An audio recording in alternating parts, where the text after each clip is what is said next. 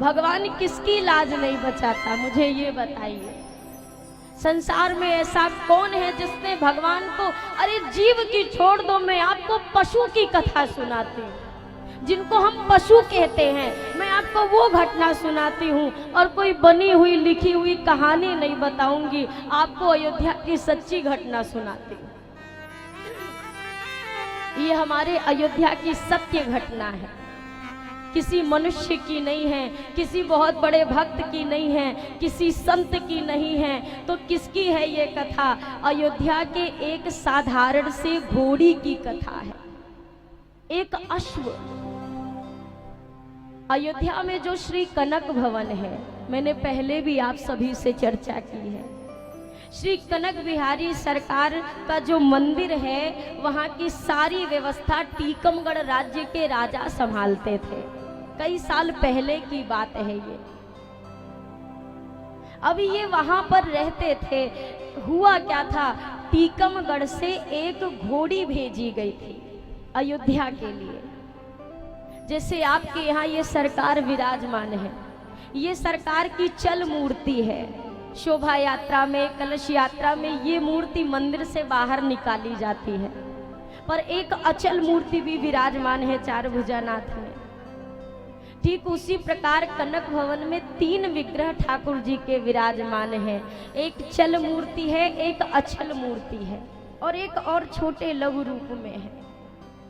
निवेदन करूं आप सभी से, ठाकुर जी की जो चल मूर्ति है, जब भी उसकी शोभा यात्रा निकालनी हो, इसके लिए वो जो घोड़ी भेजी गई थी टीकमगढ़ से, जब भी सरकार को अयोध्या में भ्रमण कराया जाता था तो उस घोड़ी के ऊपर ही रथ तैयार करके उसी पर विराजमान करा के सरकार की शोभा यात्रा निकलती।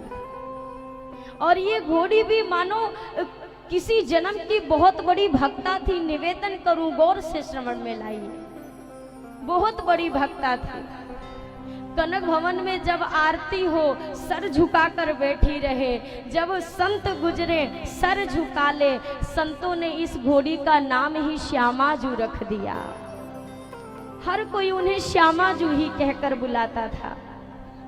और जब सरकार की शोभा यात्रा निकले, श्यामाजू मस्ती से अपने पीठ पर कनक बिहारी सरकार को बिठाकर पूरी अयोध्या घुमाती थी। अब हुआ कैसा, समय बीता, श्यामाजू वृद्ध हो गई हैं। श्यामाजू वृद्ध हो गई हैं तो जो कनक भवन का कार्यभार संभालते थे, जो उस समय मैनेजर थे कनक भवन ट्रस्ट के, उन्होंने कहा कि अब ये वृद्ध हो चुकी हैं तो क्या किया जाए। मैनेजर साहब ने कहा कि अब ये श्यामाजू को वापस टीकमगढ़ भेज देते हैं और वहां से निवेदन करेंगे कोई और एक अश्व भेजा जाए। श्यामाजू बड़ी भक्ता थी। उस समय कोई ऐसी तो विशेष सुविधा गाड़ी की थी नहीं कि बिठाया और भेज दिया, ट्रेन ही एकमात्र मार्ग था। क्या किया गया, जाकर स्टेशन मास्टर से बात हुई, एक डब्बे के लिए बात हो गई, बुकिंग हो गई, पैसा दे दिया गया। स्टेशन मास्टर ने कहा 3 दिन के बाद ये वाली ट्रेन झांसी जाएगी, तो इसी डिब्बे में श्यामाजू को बिठा देना और ये ट्रेन झांसी उतारेगी, वहां से टीकमगढ़ के महाराज आगे ले जाएंगे व्यवस्था करके अपने। अब श्री श्यामाजू को पता नहीं कहां से 3 दिन पहले खबर लग गई कि 3 दिन बाद मुझे यहां से भेज दिया जाएगा। 3 दिवस पहले ही त्यागा दाना पानी चारा, बहती थी आंखों से केवल अविरल अश्रुधारा। 3 दिन पहले ही श्यामाजू ने खाना पीना सब छोड़ दिया।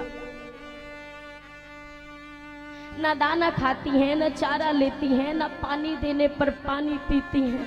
लगातार श्यामाजू ने रोना शुरू किया, आंखों से केवल आंसू बह रहे हैं। श्यामाजू कनक भवन की ओर देखकर कहती हैं, श्यामा कहे रघुनाथ सुनो, करी सेवा बसी तुम्हारी रजधानी। हे रघुनाथ जी, आपकी सेवा करी, आपका धाम मिला, लेकिन वृद्धावस्था हो गई है मेरी। वृद्ध भई एहिते सबने मेरो अवध छुड़ाए की मन ठानी। मैं बूढ़ी हो गई हूँ और ये सारे लोगों ने अब मेरी अयोध्या छुड़ाने का मन में ठान लिया है। मेरा कोई जोर भी नहीं चलेगा। श्यामा जी कहती हैं, बात सुनी जब ते तब ते हरि सूखत ना अखियन को पानी। जब से सुना है ना कनक बिहारी सरकार, मुझसे चैन नहीं आ रहा है। 3 दिन बाद ये मुझे जबरन यहाँ से भेज देंगे, मुझसे आपकी अयोध्या छुड़वा देंगे। प्रभु मैं कैसे रहूं? श्यामा जी कहती हैं, धाम में देह राजेश छुटे करुणा करियो प्रभु सारंग पान। हे सरकार, मैं वृद्ध हो गई हूँ, जानती हूँ अब आपके सेवा के लायक नहीं हूँ, पर हे कृपा निधि, इतना तो मेरे लिए कर सकते हो ना कि अगर जीवन अयोध्या में बीता है तो मौत भी मुझे अयोध्या की दे दो। मेरी देह, मेरे प्राण इस अवध धाम में निकले, बस इतनी कृपा कर दो सरकार। पर ठाकुर जी भी कभी कभी बहुत परीक्षा लेते हैं, बहुत कठिन साधते हैं अपने भक्त को। समय हो गया, 3 दिन का समय बीता, आज श्यामा जी को जाना है। जबरन उनको गाड़ी में बिठाया जा रहा है। श्यामा जी रह रहकर पीछे घूमती हैं, लेकिन किसी तरह छड़ी से मारकर जबरदस्ती करके जब उनको एक वाहन में लादा गया, नाथ धाम से जुड़ा जो नाता वो कबहू ना छूटे। नाथ धाम से जुड़ा जो नाता वो कबहू ना छूटे। एक लालसा यही दया में देह धाम में छूटे। बस एक लालसा है प्रभु, मेरा शरीर इस अयोध्या में छूट जाए। पर सरकार की तरफ से अभी कोई भी उत्तर नहीं मिल रहा श्यामा जी को। जबरन ले जाने लगे। अब 3 दिन से खाया पिया नहीं है, श्यामा जी का शरीर कमजोर हो गया है, तन में इतनी सामर्थ्य नहीं कि अपने बल पर वो रुक जाए। मन से भई उदास अति, तन से भई कमजोर, और आंसुआ भर भर देखती कनक भवन की ओर। जब ले जाने लगे जबरदस्ती, अब आंखों में आंसू भर भर के बार बार श्यामा जी मुड़ मुड़ कर कनक भवन सरकार को देखती, प्रभु कुछ तो कृपा करो, कुछ तो चमत्कार करो, मैं अयोध्या से नहीं जाना चाहती हूँ। पर सभी ने जबरदस्ती की और उनको लाकर रेल के एक डिब्बे में चारा डाल करके डाल दिया गया, बिठा दिया गया। सुबह के समय में बिठाया गया। शाम को वह डब्बा ट्रेन से जोड़ा जाना था, जो ट्रेन झांसी जाने वाली थी। श्यामा जी मन ही मन सोचे, किसी का भला ना बुरा देखना है, हमें तो तेरा फैसला देखना है। क्या किसी को कहूंगी? अब श्यामा जी डब्बे के अंदर है और इधर हुआ क्या, ट्रेन आई, ट्रेन चली गई। जिस डिब्बे में श्यामा जी हैं, उसी डिब्बे के भीतर श्यामा जी ने देह त्याग दिया। प्राण निकल गए, प्राण निकल गए, प्राण छूट गया। कनक बिहारी सरकार से जो प्रार्थना की वो प्रार्थना पूरी हुई और प्रभु का चमत्कार। ट्रेन तो चली गई पर श्यामा जी का वो डिब्बा उस ट्रेन से जोड़ा ही नहीं गया, जुड़ा ही नहीं। जब ट्रेन चली गई, स्टेशन मास्टर ने कहा ये डब्बा क्यों नहीं जोड़ा गया? सेवकों ने कहा क्षमा करे हुई भूल हमी से, किसको दोष लगाए, और श्यामा मरी पड़ी डिब्बे में, चाहे तो ले जाएं। सेवकों ने कहा हमसे गलती हुई, हम डब्बा जोड़ना भूल गए, पर श्यामा जू की मृत्यु हो चुकी है, आप चाहो तो ले जाओ। अब सभी को एहसास हुआ कि हमसे कितनी बड़ी भूल हुई। श्यामा जू को वापस लाया गया, उनके अंतिम संस्कार की तैयारी की जाने लगी। बड़े बड़े संत भी आए कि ऐसे भक्त के अंतिम संस्कार का दर्शन करके तो हम भी निहाल होंगे। एक मनुष्य क्या प्रभु से इतना प्रेम करेगा जितना इन्होंने पशु होते हुए किया है। श्यामा जू पड़ी हुई थी, श्वास नहीं चल रही। उसी कनक भवन की साफ सफाई करने वाले एक मेहतर थे, गुरुदीन नाम था उनका। पता नहीं उनके मन में क्या आया, वो नित्य प्रति श्यामा जू को कनक बिहारी का प्रसाद खिलाया करते थे। श्यामा जू जब एकदम अचेतन सी पड़ी हुई थी, वो आए और आ करके श्यामा जू के कान में कहा, श्यामा जी उठ बैठिए, अब काहे बैठी उदास, तुमको फिर से मिल गयो अवधपुरी को वास। कानों में कहा, श्यामा जू अब क्यों उदास उदास सी पड़ी हो, उठ बैठो, तुम्हें वापस अयोध्या का धाम मिल गया है। और संतों ने कहा, श्यामा के श्रवणन पड़े जब जमादार के बैन, तो फिर से जीवित हो उठी, खोल दिए दो नैन। जैसे ही गुरुदीन जी की बात कान में पड़ी, श्यामा जू आप अयोध्या में ही हो, अयोध्या का वास फिर से मिल गया है। प्रभु का चमत्कार ऐसा, श्यामा जू जो घंटों से श्वास तक नहीं ले रही थी, उन्होंने नेत्र खोल दिए। और मेरे संत जन कहते हैं उसके बाद 5 वर्ष तक वो और जीवित रहे और कनक बिहारी की अंतिम श्वास तक सेवा की। तो आप बताओ, कौन कहता है कि ईश्वर नहीं सुनते हैं? कौन कहता है भगवान कृपा नहीं करते हैं? अगर देर हो रही है तो उनके आने में नहीं है, हमारे बुलाने में है।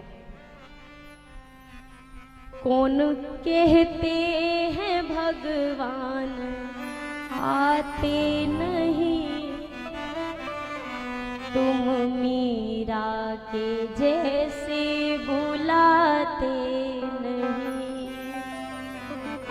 कौन कहते हैं भगवान आते नहीं, कौन कहते हैं भगवान आते नहीं, तुम मीरा के जैसे बुलाते नहीं, तुम मीरा के जैसे बुलाते नहीं। कौन कहते हैं भगवान खाते नहीं, कौन कहते हैं भगवान खाते नहीं, कौन